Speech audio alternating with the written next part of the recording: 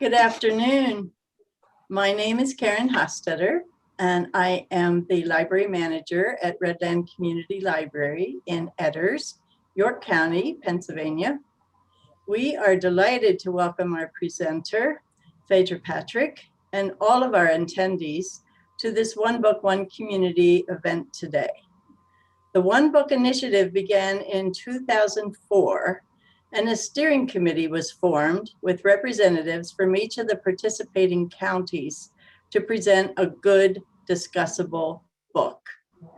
At present, we have 40 plus libraries in Cumberland, Dauphin, Perry, and York counties, and some independent libraries, including Hershey Public Library and Middletown Public Library, along with our community partners and bookstores. For many of those years, a separate selection committee narrowed the selection to a final choice that was announced to our readers. But several years ago, we invited our loyal readers to choose the book from 3 to 5 finalists. Kathy Hale, chair of the selection committee, will now explain how the selection committee reads and whittles down their choices. Hi, my name is Kathy Hale. I work at the State Library of Pennsylvania. I have been the head of the selection committee for about 2 years now.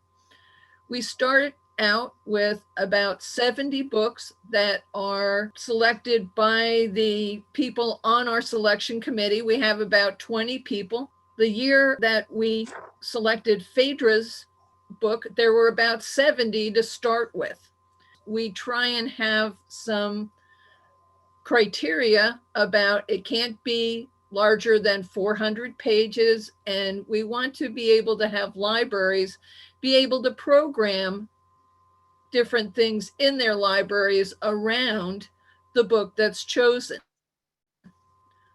So we want to thank Phaedra for being here today. The Curious Charms of Arthur Pepper was one of her first books, and she has won a number of different awards. First of all, The Curious Charms is published in 24 different languages. It was part of the Great Northwest Read. It is a Listen List winner from 2017. And Phaedra is one of the USA Today best-selling authors. She also won an award called the Prix de Lectrices Milady, and that is an award in France for different fiction and nonfiction books that the readers vote on as their favorite book. So she went from an award-winning short story author to her novels. So there is a lot that we will want to ask Phaedra and listen to Phaedra about how she writes and how she comes to her characters. Lots of things that we're going to find out about the book and the author. So Karen, I'm going to throw it back to you. Phaedra is joining us today from her home in Saddleworth, Northwest United Kingdom. She qualified firstly as a stained glass artist before gaining her professional marketing qualifications.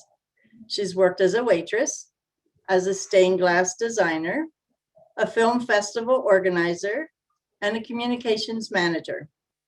Phaedra enjoyed her first real writing success when she entered and won several short story competitions, and she now writes full-time. She lives in Saddleworth with her husband and son, and it might be tea time in England, so I'm joining Phaedra with a cup of my favorite Assam tea. Welcome to Pennsylvania, Phaedra. Thank you for inviting me, and it's brilliant to join you. Okay. So I just want to say thank you for everybody at One Book, One Community for organising this. Must be a massive amount of work to look through 70 books books and whittle them down and get everybody involved and voting. So I'm absolutely honoured that The Curious Charms of Arthur Pepper has been selected as your winner. And I just really hope that anybody who has read the book has enjoyed joining Arthur on his journey. I think a lot of us are kind of locked down in our own homes because of the virus at the moment. So actually being able to join Arthur on his journey out and about in the world, I'm hoping that's been a nice experience for people. So I'm just going to tell you a little bit about my writing journey, a little bit about myself, how I became a writer, and how I came to write The Curious Charms of Arthur Pepper. And I always say, you kind of read these stories, don't you, in magazines and newspapers about writers, and they pick up a pen for the first time and they write a book and it's snapped up for a large figure, you know, an agent and publisher, and that's amazing, you know, and the career starts off. Well, that's not me. That didn't happen for me that way. It took a long journey for me to become a writer. Many rejections along the way. I think if there's any writers out there watching this, then hopefully, you know, if you're going through that journey as well, my story might kind of hopefully give you a bit of hope or help along the way. But I kind of knew I wanted to be a writer from about the age of 8 years old. But I kind of live in a little small cotton town in England called Oldham. And just the thought of being a writer, I just thought that people like me and people from my town didn't do anything like that. I thought we kind of got jobs in the cake factory, you know, putting cherries on top of cakes and things like that. So actually having this ambition at an early age was very strange, and I didn't tell anyone about it. And I do remember going to a playground with other children when I was around 8. And there was a roundabout. Do you have roundabouts in America? I mean, just stand on them, they go round, the children's go round. And I remember standing there thinking, I wonder where the word roundabout originated. And then I thought, that's a really strange thought for a kid to have. You know, I should be there playing and I'm thinking about the origins of this word. But the thing was, there was no way to find out because there was no internet. At that stage. Now you just Google anything, don't you? But at that stage, I thought, how do you find out about the origins of the English language? And the library in our town, you know, it only had a certain amount of books, and we just had like one bookstore that was mainly kind of, you know, novels, textbooks. So I just kind of buried it. I just kind of buried these weird thoughts and ideas and ambitions. And I also thought that all authors were kind of aristocrats. You know, they all wore dressing gowns and smoked long cigarettes, you know, and came from the royal family. So again, I just thought, no, I can't possibly do that. So it wasn't till my 20s and I kind of worked in design and then in marketing. And kind of this desire to write kind of reared up again. And what I used to do was I just used to go to the bookshop every single lunchtime. I'd go to the bookshop and I would just look at all the books on the shelf and I would read the little synopses on the back and see who the agents were for that book and who were the publishers. And I kind of just started amassing this little mine of information in my head because it wasn't just about the writing, it was about the business side of it as well. I just really interested in the industry. So I started to write in secret, didn't tell anyone, didn't tell any of my family. And I wrote about 6 books, 6 novels, and each one took about a year at a time. And I even got an agent for 2 of them. I got a literary agent to represent me for 2 of them, but she couldn't get me a publishing deal. So it was kind of, every time I took a step forward, it was like a step back. I just didn't seem to be getting anywhere. And that took a long time. And I remember saying to my agent, I really want to write, but I just don't know what to write. And I remember she said to me, she said, can you write sex, midwives or thrillers? Because that's what I'm looking for.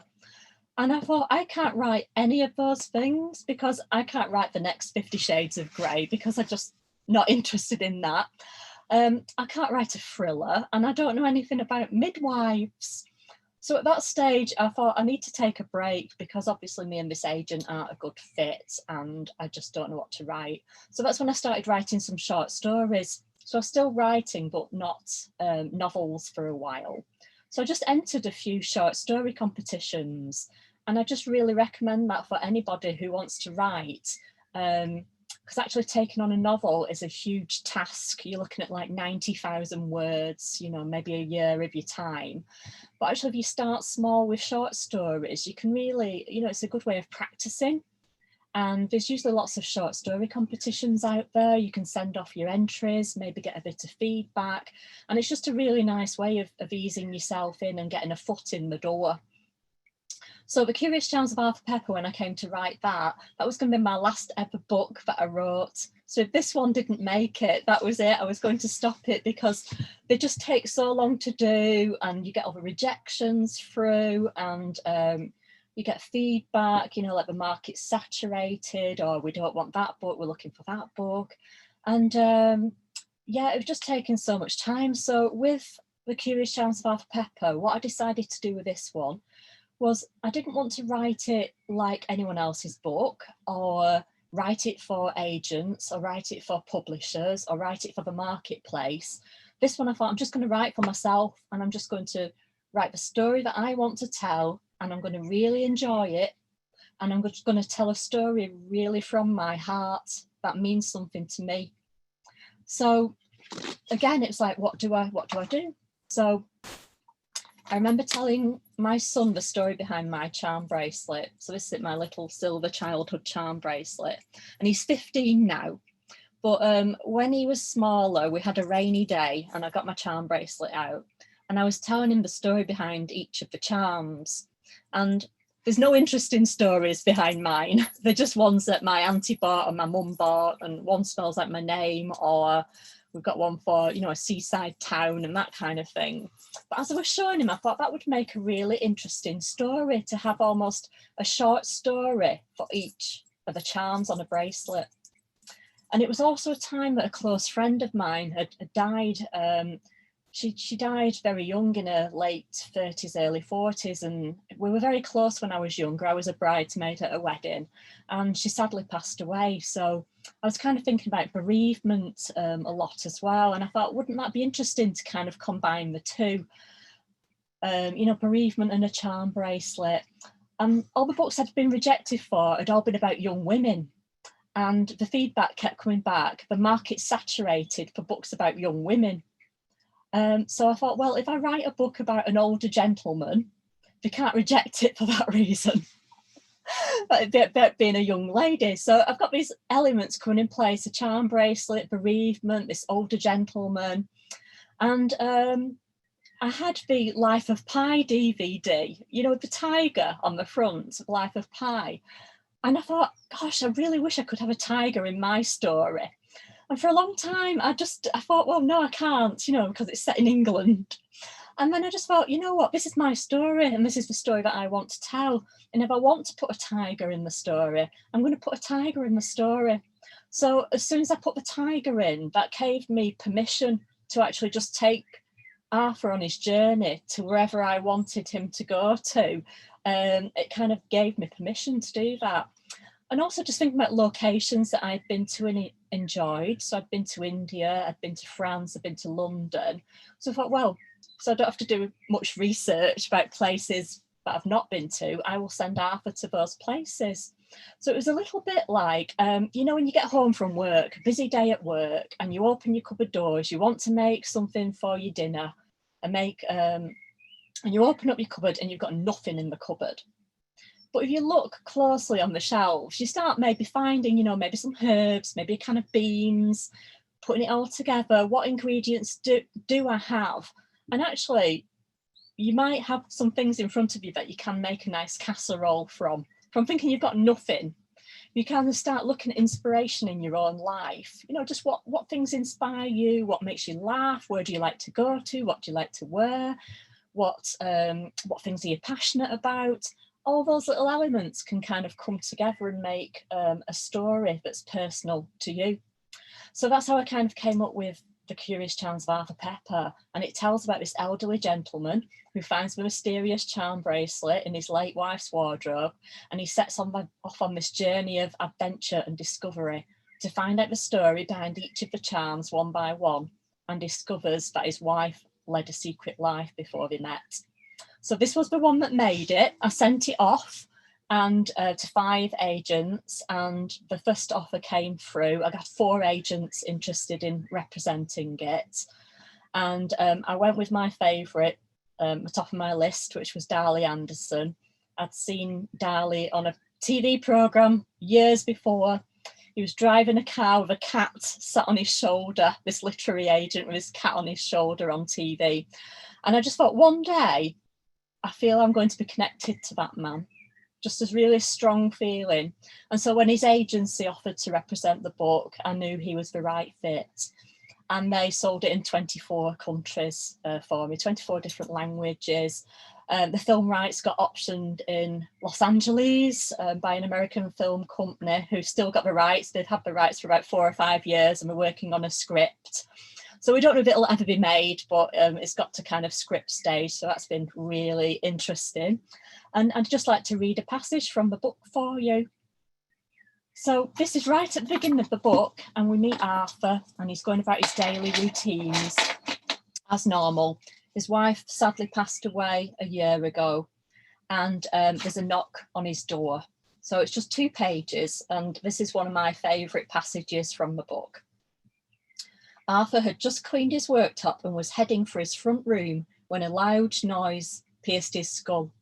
He instinctively pressed his back against a wall. His fingers spread out against magnolia wood chip. Sweat prickled his underarms. Through the daisy-patterned glass of his front door, he saw a large purple shape looming. He was a prisoner in his own hallway. The doorbell rang again. It was amazing how loud she could make it sound, like a fire bell. His shoulders shot up to protect his ears and his heart raced. Just a few more seconds and surely she'd get fed up and leave. But then the letterbox opened. Arthur Pepper, open up. I know you're in there. It was the 3rd time this week that his neighbour, Bernadette, had called around. For the past few months, she'd been trying to feed him up with her pork pies or homemade mince and onion. Sometimes he gave in and opened the door, but most of the time he did not. Last week, he had found a sausage roll in his hallway, peeking out of its paper bag like a frightened animal. It had taken him ages to clear up the flakes of pastry from his Hessian welcome mat. He had to hold his nerve. If he moved now, she'd know he was hiding. Then he'd have to think of an excuse.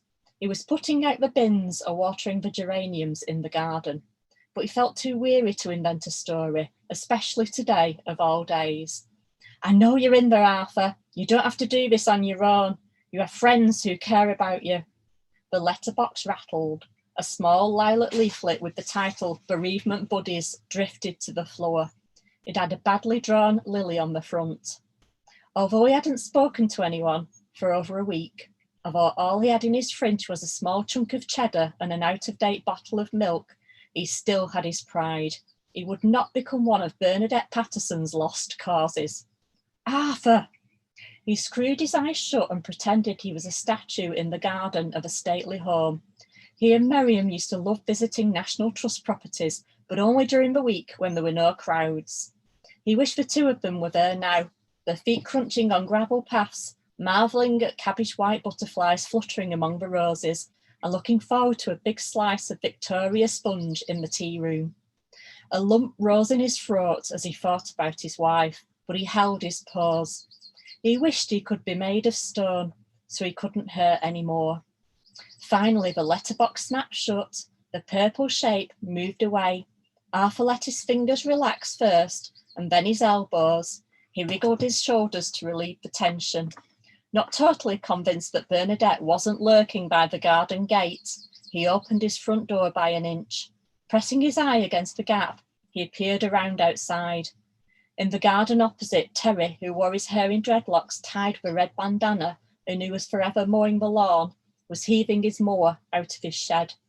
The 2 red-headed kids from next door were running up and down the street wearing nothing on their feet. Pigeons had pebble dashed the windscreen of his disused Micra. Arthur began to feel calmer. Everything was back to normal. Routine was good. And that's the start of Arthur. And my husband says that Arthur was based on me because he says I'm the kind of person that if people did bang on the door, I might go and hide, you know, because I'm quite shy. So a lot of Arthur comes from me. And I think one of the delights for me was that the book was published in America, because it's such a different country. But the publisher said that the comedy and the warmth kind of translated to America. And I found that when I've came over, I've been over 3 times and visited about 14 states. And I just found the people out there so warm and friendly and sharing very similar values and a very similar sense of humour, that I just feel so honoured that, you know, people in the USA have taken Arthur Pepper to their hearts. And I kind of like that. Also, you know, in America, you kind of get to read about English traditions, such as making tea and cake and things like that. So I'm currently editing my 5th book now. So Arthur seems like a very long time ago for me. I think it was 5 years ago it came out here. So I'm currently editing my 5th one and about to write my 6th one. And I'm lucky that I'm with the same publisher in the UK and the USA, which is HarperCollins, and I've been with them throughout my journey. And it's been a long, exciting journey so far. I'm kind of really keen to encourage other writers, anyone out there watching this who's always fancied the idea of writing themselves and never actually done it. You know, I'm kind of all for encouraging people to have a go. And if anyone's got any questions at all about the book, about writing, about myself, I'm just more than happy to answer anything. So I'll hand back over to you.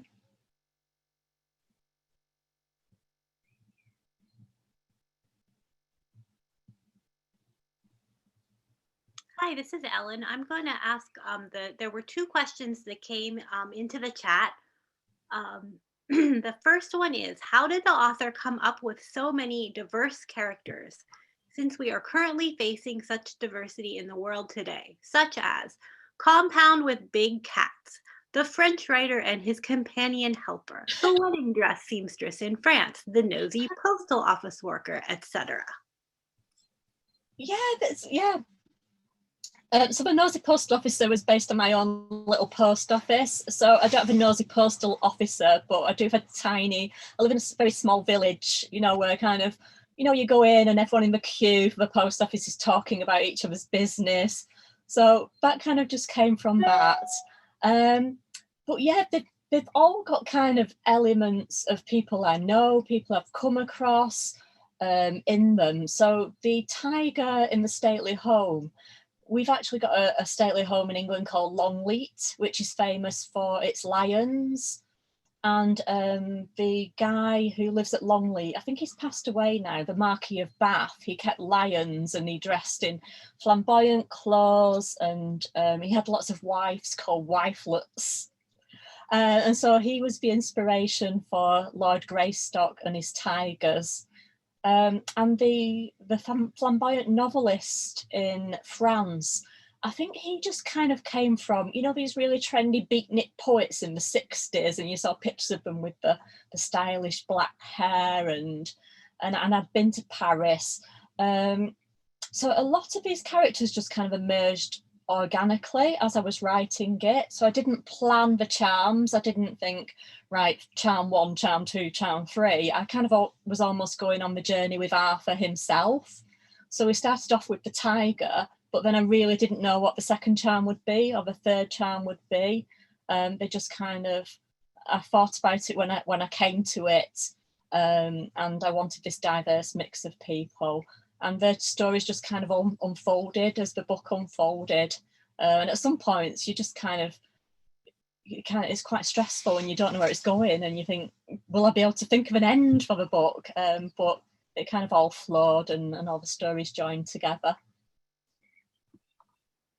Thank you. Georgina asks, the title is very clever. Did you think of it, or did the publisher? It was mine. It was probably the only book title I've had that nobody dabbled with that nobody wanted to change. But yeah, I actually remember the moment I was sat in my kitchen. I was just sat on the floor for some reason, and I sit on the floor and I spread all my work out sometimes and look at it all. And I thought, right, I need a name for this book. And I thought, you know, this gentleman Arthur, he needs a very traditional English name, which is where Arthur came from. But there was the second part of his personality that's more quirky, more adventurous. So Pepper was, again, straight away was called Arthur Pepper. And I just thought, right, charm bracelet charms, and the charms are kind of curious where they come from. But Arthur's kind of a curious character, and he's curious about his journey. So I just went, right, yeah, that's it. Curious Charms of Arthur Pepper, and that was it. Wrote it down.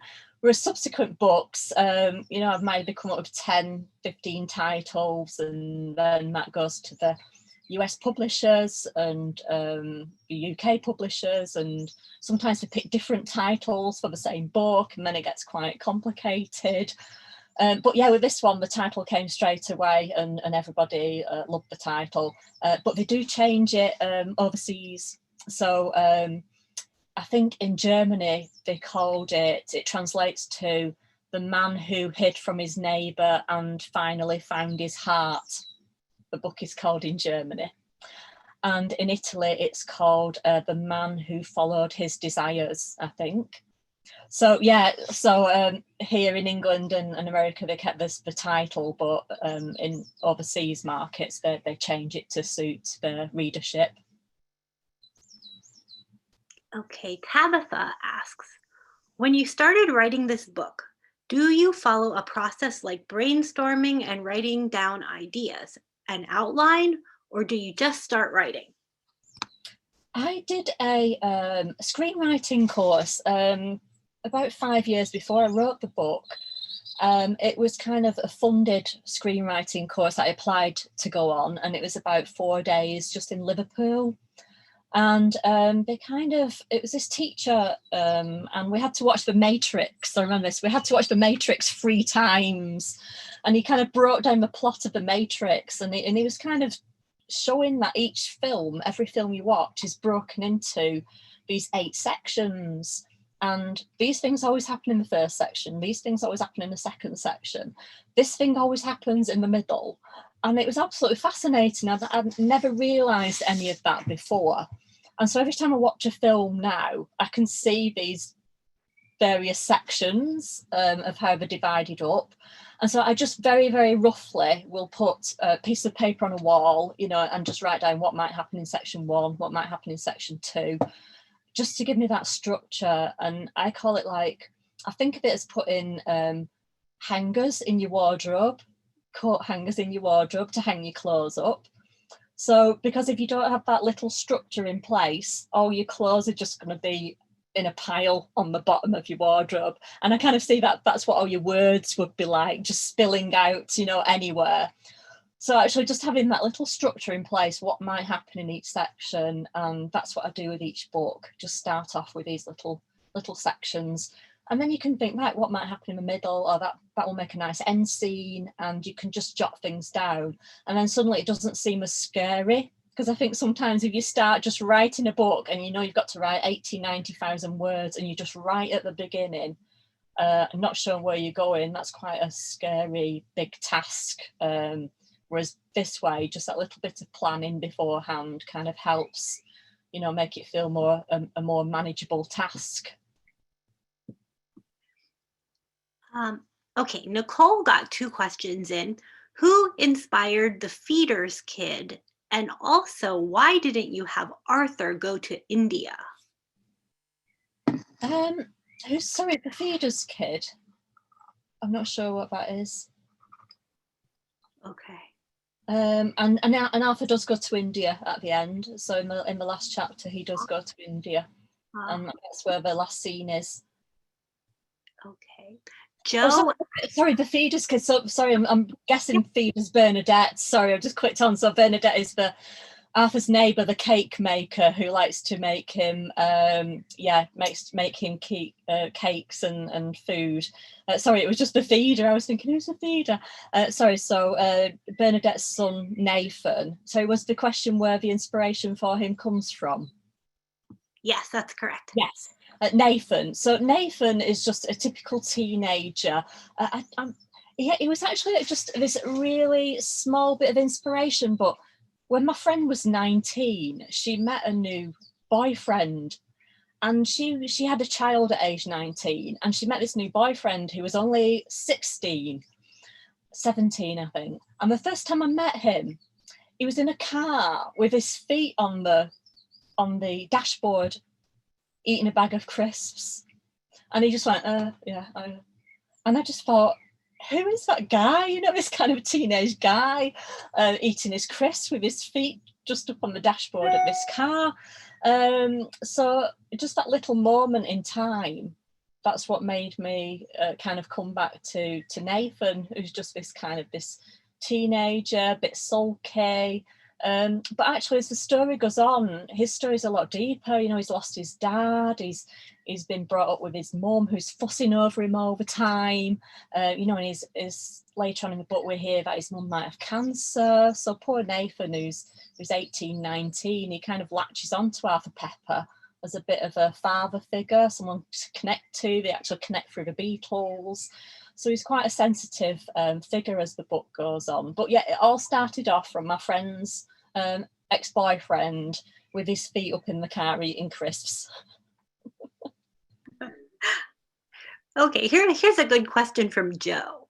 She asks, it seems that older men are always portrayed as set in their ways, somewhat difficult in so many novels, such as in A Man Called Ove and Arthur Pepper. Why is that? I think some of them are, to be honest. I think women tend to be more sociable sometimes, whether it's because women do most of the childcare, so we're the ones at the school gates picking up the children, getting that wider set of friends. I think if women have problems, we're the ones who will pick up the phone to a friend or a relative and have a chat and a glass of wine, whereas men might be more inclined to keep things to themselves. I've got a lot of friends or family with husbands who are just quieter, you know, who are happy to kind of sit at home and watch the TV. And in some marriages, they do have traditional marriages where the men might do the finances and the women might do the childcare, and women might go out more, more socially and so on. So it's kind of just that traditional role for some older men, but also men just keeping feelings to themselves more, emotions to themselves more. So I kind of saw Arthur Pepper a bit like an onion, and it's kind of just peeling off his layers one by one. So yeah, they're not all set in the ways. I think just when Arthur Pepper came out, there just happened to be another couple of books. I think somewhere in Sweden, someone else was writing A Man Called Ove, and I think there's also The Unlikely Pilgrimage of Harold Fry. I think it was just at that time publishers were taking on books about an elder generation, you know, and about men. So I think it was that they just happened to come out at that time.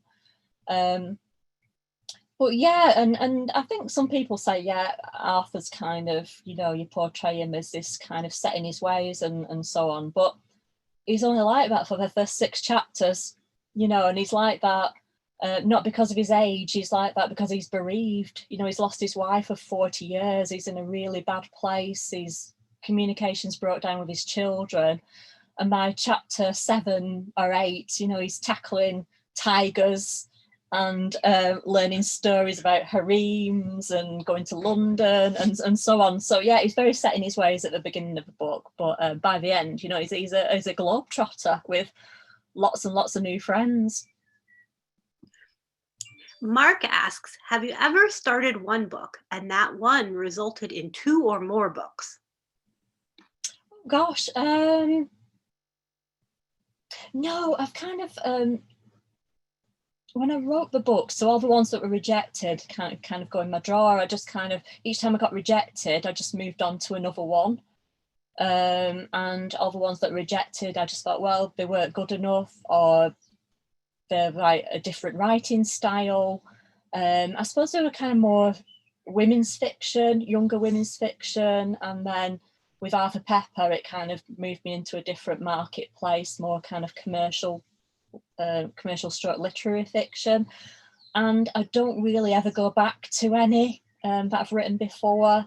There's one that I wouldn't mind kind of maybe dusting off, but as far as I'm concerned, they were like practice runs for me. And that book came out, and you know, I never branched off from that story into other books, and I've never revisited them. So they're just there probably on a floppy disk or something somewhere, you know, on a really ancient computer. I probably can't even access them now. Okay, Louisa asks, I was a little disappointed that Arthur decided to sell the bracelet. Did you think of having Arthur give it to Lucy instead? But I like the reasons he decided to sell it, and I really liked that he returned the elephant to India. Yeah, my ex-boss that I used to work with when I wrote the book, and he told me off and he said, I can't believe Arthur gave the bracelet away. But yeah, I think just it didn't actually mean anything to him. You know, he didn't know it. He didn't know the bracelet. And actually it just opened up a big can of worms for him. And the charms didn't actually mean anything to him. And they actually had connotations connecting his wife with other men and other stories. And it just wasn't personal to him or to his daughter, I don't think. And she didn't wear that kind of jewellery at all. And, you know, maybe they had conversations off the page that were in the book. But I think he just needed that clean slate, you know, so just to return the elephant to where it came from, and just to kind of accept Miriam for what she did, for the life she had, that she did love him. And he doesn't need anything else to validate that. So, you know, and if that bracelet can go to somebody who can create their own stories, who can add their own charms to it, who will wear it every day and love it, then that's probably better than it just sitting back in a wardrobe. Thank you, Phaedra. There's one more question here in the chat. Do you still live in Oldham? How do your neighbors react to having an author in the community? I kind of try and keep it as quiet as possible. So yeah, I do live in Oldham. I live not in the centre now. I live probably about 2 or 3 miles out in the countryside. So I'm kind of surrounded by hills. If I compared it to anywhere in America, it's probably more similar to North Carolina, the countryside out there. My parents still live in the same house that I was born in. They live about 4 miles away, so I've not moved very far. I kind of live in a community where when I took my son to school, we had like a BBC journalist, a musician. So it was quite normal. They kind of got a lot more attention. They had a lot more glamorous careers than I did. But I would say a lot of my neighbours probably couldn't even name one of my books. I just keep myself to myself. If anyone asks what I do for a living, I just say I work at home, doing a bit of writing in my shed. I don't actually do that many events really. I'm quite a quiet person. I'd say 95% of my time is sat in my shed where I am now, just making up stories, doing admin, that kind of thing. So yeah, it's kind of very strange when I do actually go out to libraries and give talks and people say, oh, I've read your book, and yeah, it's quite interesting. But yeah, I'm just a very quiet person, and I just kind of keep myself to myself, and I don't go shouting about what I do or anything. Jenny just asked, can you tell us a little bit about the next book you will have coming out? Yeah, so we're quite excited about this one. So this one will be my 5th one. I'm kind of just working on the edits at the moment for it. So for anyone who's interested, you write a book, it goes to the publisher, and you receive edits called structural edits, and that is their feedback on, that's kind of moving around the nuts and bolts of the story. You know, it might be characters they think should be developed more or so on. I never mind that feedback. I just think if I've spent a year on something, by the time I finished it, I don't know which parts are working or not. So actually having that expert feedback is really useful. So we work on structural edits, and then we come back with some more edits. So I'm on the second set of edits now. But this one tells the story of a reclusive writer. A reclusive writer who's not been seen in public for many years, and her cleaner. And the writer dies, and she leaves her cleaner a very mysterious last wish, which is to complete her last ever novel and to keep her death a secret for 6 months. So it's a story about this cleaner taking on this very strange task from this her employer, this writer who's died, and then trying to find out why she's been left this big task to do, and why this writer was such a recluse in the last few years of her life.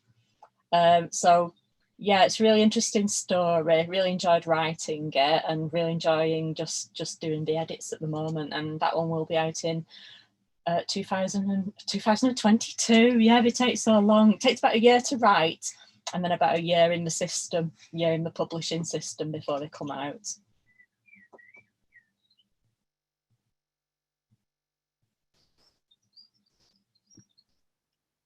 Georgina asks, did you consider Arthur and Bernadette getting together romantically? I kind of left that as a little hint. So they might do, they might not.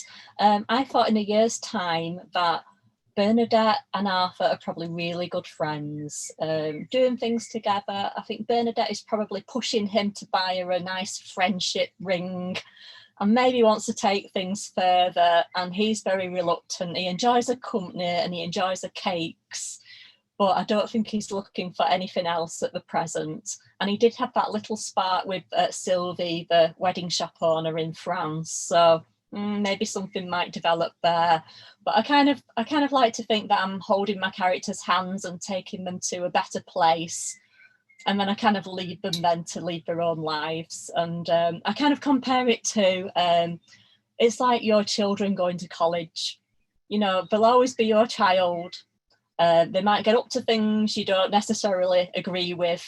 You don't know what they're going to get up to, but they'll always be your child. So I kind of think Arthur's a bit like my child. I've took him so far, but now it's up to him to go off on his own and do his own journey and fend Bernadette off. Did you ever have to cut a character that you really liked, and why? Yeah, so in the book I'm working on now, we had a character who's one of my favourite characters called Chloe, and she's a reality TV star who's very nosy, and I loved her, but she just didn't quite fit the book. She just wasn't quite the right fit. So I did a lot of thinking about her, and she's still in there now, but I've just changed her role. So she's actually got a bigger role. I've promoted her, and she's now a journalist figure in it, and she fits completely now. So yeah, the worry was that I might have to cut her, but in the end, I just kind of changed her character so she fitted the book better. And I can't really think of anyone else I've had to kill off. Okay, there are 2 comments here. Louisa added, I really enjoyed Arthur and plan to read your other books. I have also recommended Arthur to friends. And Michelle commented, love the twist at the end when I assumed that Arthur went to visit his son in Australia, but he really went to India. Well, so thank you for your lovely comments. It's really lovely to know when people have enjoyed the book, but also recommended it to other people. And I think when you write a book, there's thousands and thousands of books come out every week, you know, and actually just being seen and that book noticed is so difficult. You know, when you go in a bookshop, you've got a choice of thousands. When you go in a library, you've got a choice of thousands. So actually people just reading a book and passing on a message, just saying to a friend or family member, I really enjoyed this one. I just really appreciate that, and that's how people get to know about books. So that's brilliant. And the scene with Arthur in India, I just always had that scene in my head from the very beginning of Arthur standing in the sea, you know, raising a toast to his wife. It was very clear in my head. And when you write a book, the end image in a book is usually of the opposite to the beginning image. So we've got Arthur at the beginning who's bereaved and sorry for himself and a prisoner in his own home, and the opposite of that is he's in India, you know, he's globe-trotting, he's out and about in the world. So that's where that came from, this very lovely scene of Arthur in India. And then I thought it'd be quite kind of cute that we think that he is going to Australia, but actually it's just that little twist in the end that he's actually in India. Okay, Georgina asks, do you read a lot? Do you like hard copies or ebooks? Okay, yeah, so I do read a lot. It's quite sporadic. So because I'm going to be editing my own work for the next few weeks, and the deadlines mean I have to work around the clock. So you're doing evenings and weekends and stuff. I probably won't read anything in the next few weeks. But when I'm not got that pressure on, then I do like to read. And I never read ebooks. So I don't know if that sounds awful, but I can't read on Kindles or computers. And I think it's just because I'm on a laptop all day, looking at a screen all day. So when I get my own time, I like a nice paper copy of a book. I like hardbacks, I like paperbacks, but I just find ebooks really difficult. And I know they're so easy for people, and you know, you can store so many copies of books on them, you can take them on holiday, and they're really easy. But for me, I'm the kind of person who puts 6 books in my suitcase when I go on holiday, you know, and lugging them around and so on. But yeah, paper copies for me. And also if I get asked to read for other writers, sometimes you get asked to read a book and will you provide a quote. I find it just, if they've got a hard copy for me, I will try and read it. But if it's an ebook, I just find it so difficult to do. I just like knowing where you are. You know, you can see the pages, you can feel the book, you feel the paper. And I think that comes from, you know, again, being young and wanting to be a writer. My vision was always going into a bookshop and seeing my book on a shelf.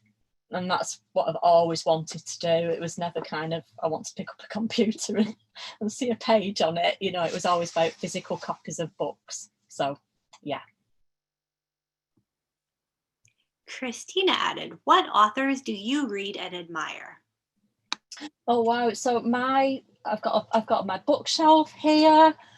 So one of the really good books that I really like is Jojo Moyes, Me Before You.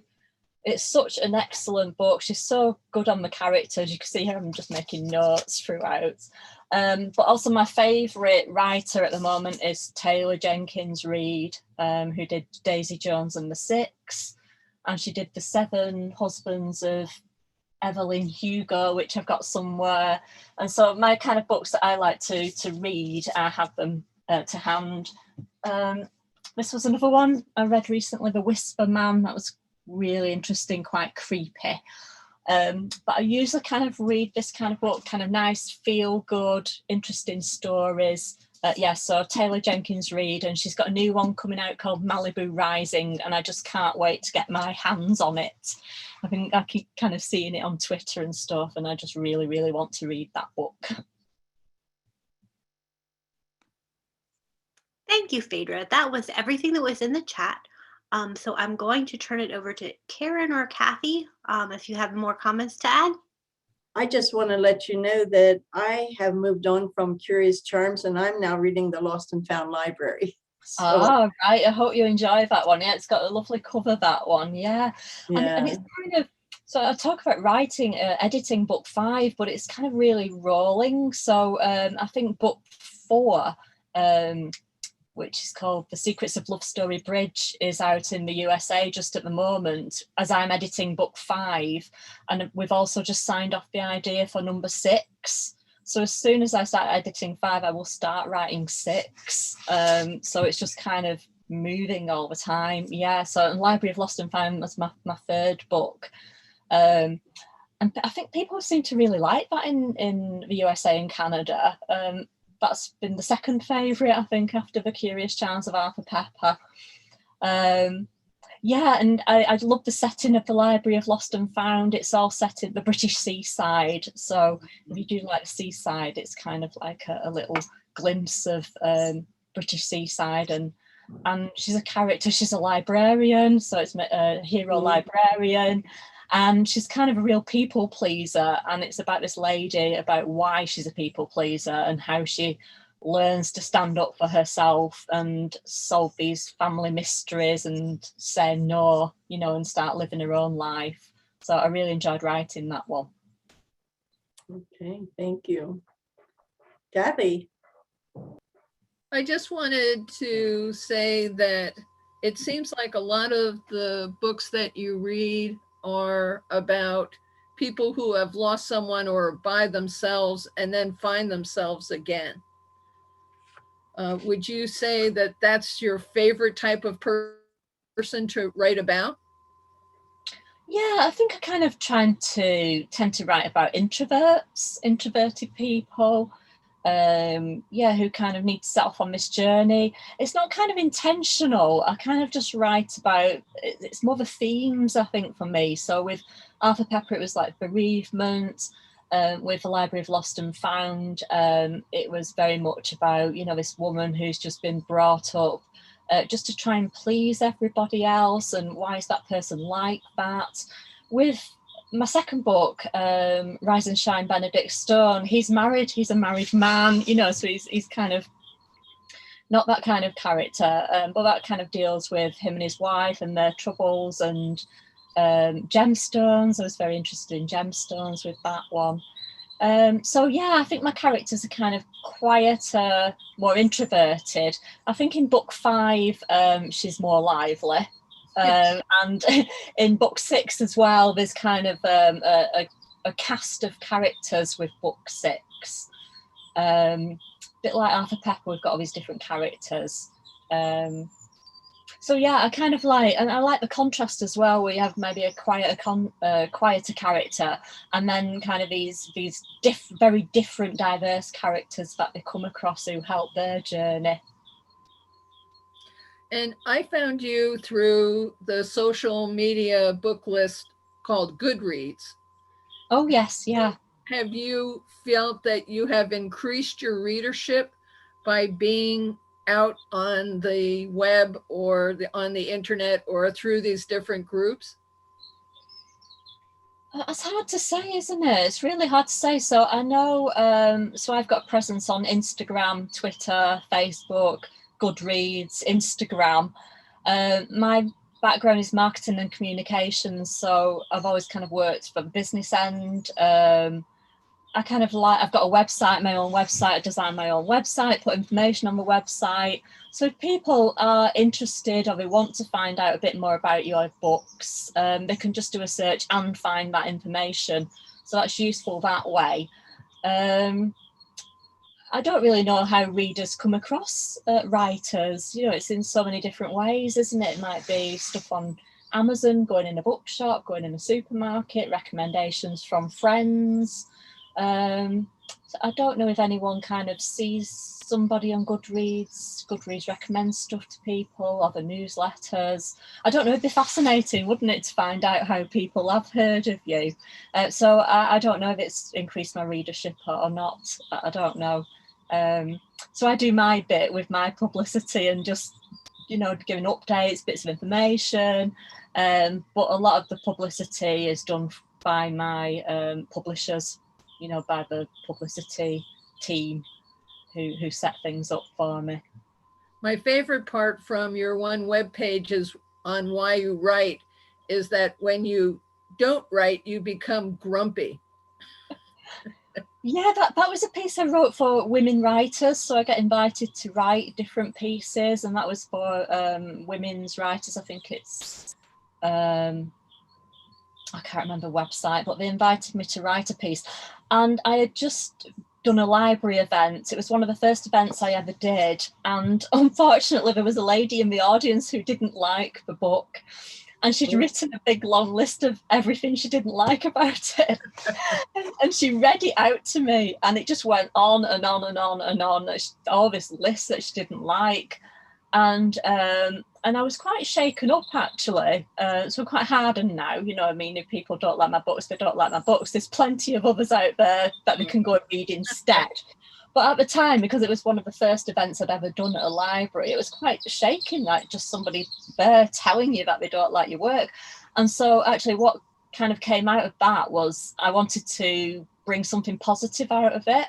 And it was like, well, you might have that opinion, but actually why I write is important to me. And it's a lot more than doing it for money or telling a story. There's so many reasons why I write. Right. And I can't remember how many there are in that article, but there's quite a lot.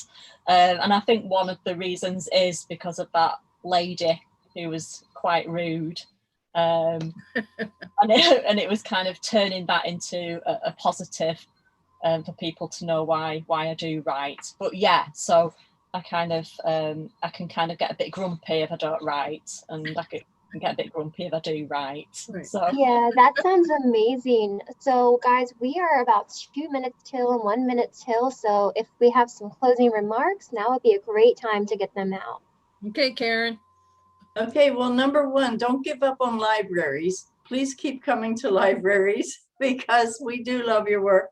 Okay, and it's a great place for discourse. Very good place. I want to thank Phaedra for coming and sharing all of her comments, and for everybody who joined us today. I also have the slide up for the next One Book, Your Vote, and that will be, the finalist will be announced in October for the vote during the entire month of October for 2022. So we'll get that from Kathy and her group when they hand over the finalist, and then so just stay tuned for that in the fall. Okay, thank you all very much for being here.